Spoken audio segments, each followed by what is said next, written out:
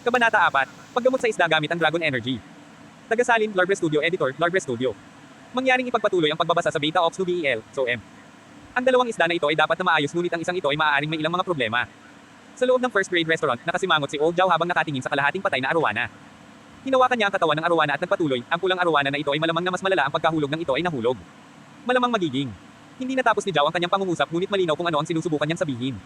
Maaaring hindi mabuhay ng matagal ang arowana na ito. Si Mr. Lee ay mukhang labis na hindi nasisiyahan nang marinig niya ang mga salita ni Jow. Mabigat ang mukha, sinabi niya, hiniling ko kay Old Wang na ipahiram sila sa akin ng ilang araw para mapalitan ang feng shui ng shop. Sinong mag-aasam? Habang nagsasalita si Mr. Lee, tinitigan niya ang babaeng bumati. Ito ang mga arowana na nagkakahalaga ng ilang milyon. Upang maging sanhi ng kanilang kamatayan sa pamamagitan ng pag-drop sa kanila, ikaw ay talagang masyadong pabaya. Tama iyan. Malamang na hindi pinansin ng bumati at kinatok niya ang isa sa ilang delivery men na nagpapalipat-lipat ng mga paninda. Napaka-careless niyan. Sa sandaling ito, ang mga customer ay nagtitipon sa paligid ng eksena. Tinuturo at kinukomento nila ang mga arowana na iyon habang naaawa sila sa pangyayari.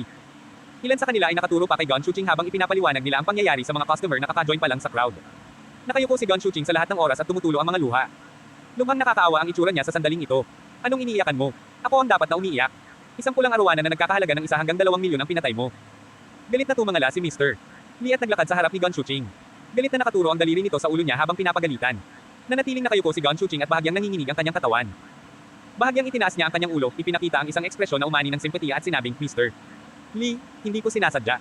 Hindi ko talaga sinasadya. Hindi sinasadya. Ayos lang ba kung humingi ka lang ng tawad pagkatapos mong sirain ang isang bagay na nagkakahalaga ng 1 hanggang 2 milyon? Ha? Kakayanin mo bang gantihan ako nito? Panipi. Hinawakan at hinailan ng galit na si Mr. Lee ang mga damit ni Gon Shuching. Medyo nakakatakot ang itsura niya sa sandaling ito. Hey hey, Mr. Panipi. Sa sandaling ito, hindi na makayanan ni Wang Xian ang paningin ni Mr. Lee na tila kumikilos ng hindi makatwiran. Hindi sinasadya ng babaeng ito. At saka, hindi mabuhay pa ang arowana na ito. Panipi. Sino ang brat na ito? Isipin ang iyong sariling negosyo. Kung gusto mong makialam dito, bayaran mo ako sa ngalan niya. Panipi. Lumingon kaagad si Mr. Lee at sinigawan siya pagkatapos marinig ang sinabi ni Wang Xian. Narinig ni Wang Xian ang mga salita ni Mr. Lee at bahagyang kumunat ang noo. Sinulyapan niya si Gon Shuching bago ibinaling ang paningin sa pulang arowana. Arowana. Level 0. Extractable Dragon Energy. Isa. Maaari kong kunin ang isang Dragon Energy mula dito. Hindi nakakagulat na ang arowana na ito ay nagkakahalaga ng higit sa 1 milyon. Napaisip si Wang Xian sa kanyang sarili. Sa sandaling ito, naalala niya ang mga aplikasyon ng Dragon Energy. Tumingin siya kay G. Lee at sinabing, bilang isang lalaki, huwag mong gawing mahirap ang mga bagay para sa isang binibini. May tiwala akong kaya kung gamutin ang arowana. Confident ka. Tumingin si Mr. Lee na may pagdududa. Hoy kuya, ito ay isang pulang arowana na nagkakahalaga ng 1 milyon o 2. Sigurado ka bang kaya mo itong gamutin? Tiningnan siya ng matandang Jow na may hinala. Malalaman mo pagkatapos mong makita. Hindi na nagdetalye pa si Wang Xian at diretsyong naglakad patungo sa pulang arowana. Ito ay dahil hindi rin siya 100% sigurado dito. Kung hindi ka sigurado, huwag mo itong hawakan, babala ni Mr. Lee habang seryosong nakatingin kay Wang Xian. Paano mo malalaman kung hindi mo ito susubukan? Sagot ni Wang Xian nang hindi tumitingin. Hinabot niya ang kanyang kamay at hinawakan ng isda. Si Mr. Lee ay may masamang tingin sa kanya ngunit hindi siya sinubukang pigilan. Napaka-confident ng teenager na ito sa harap niya at baka siya na lang ang ray of hope niya.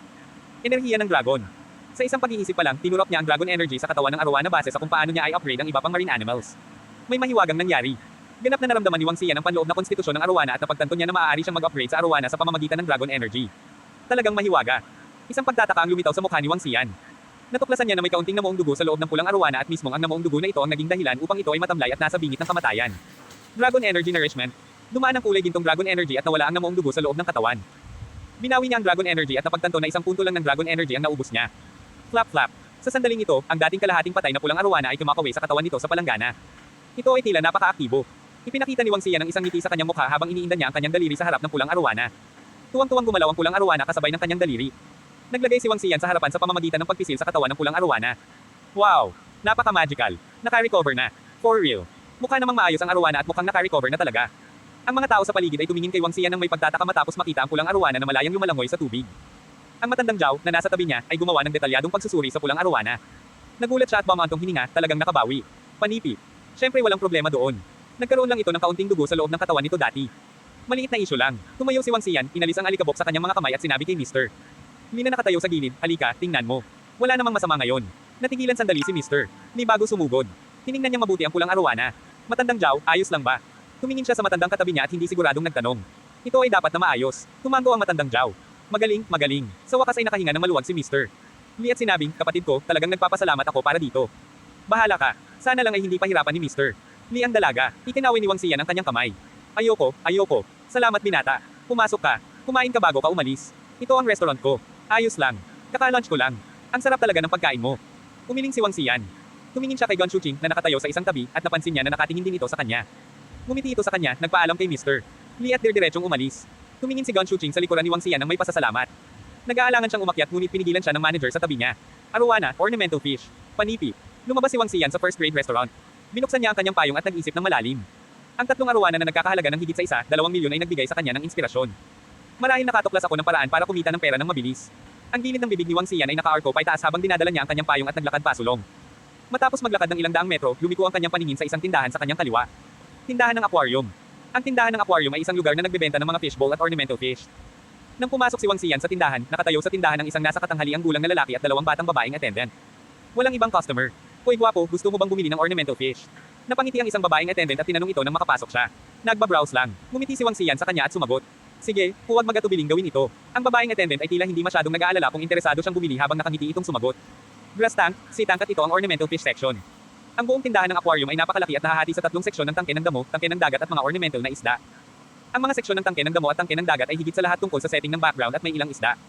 Kung tungkol sa seksyon ng ornamental fish, ito ay pangunahing seksyon na nagpapakita ng iba't ibang uri ng isda.